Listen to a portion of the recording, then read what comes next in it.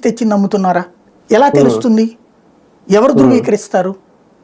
ఎవరు జడ్జిమెంట్ ఇస్తారు?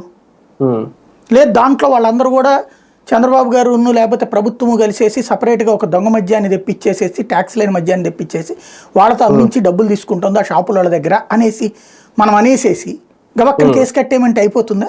ఇప్పుడు వీళ్ళు చెప్తున్నది ఏంటి? ప్రభుత్వ మద్యం దుకాణం అప్పుడు నడిచినాయి. ప్రభుత్వ మద్యం దుకాణంలో కుంభకోణం జరగాలంటే ఎలా జరగాలి? ఒకటి మద్యం తయారీదారుల దగ్గర జరగాలి. ఆ తయారీదారులు కంప్లైంట్ ఇవ్వాలి.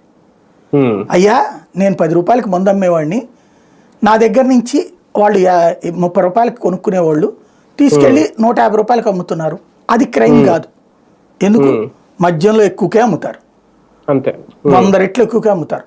ఆ రేటుకి అమ్మిన తర్వాత ఆ డబ్బులు ప్రభుత్వానికి అందినయా లేదని వ్యాపారి చెప్పలేడు కదా. అంతే కదా. మద్యం వ్యాపారి ఏమని కంప్లైంట్ ఇవ్వాలి?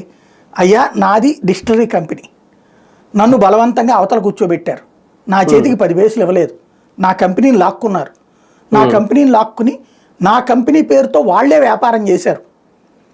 నా కంపెనీలో నేను అబ్జర్వ్ చేస్తే కనబడింది ఏంటంటే ఈ 5 ఏళ్లలో ఒక 5 కోట్ల రూపాయల మద్యం బాటిళ్లు తయారు చేశారు, అమ్మారు. మా కెపాసిటీ లెక్కను చూసుకుంటే గనక ఈ 5 కోట్ల రూపాయల మద్యం అంటే గనక దగ్గరగా ఒక్కొక్క బాటిల్కి వచ్చేటప్పటికి 100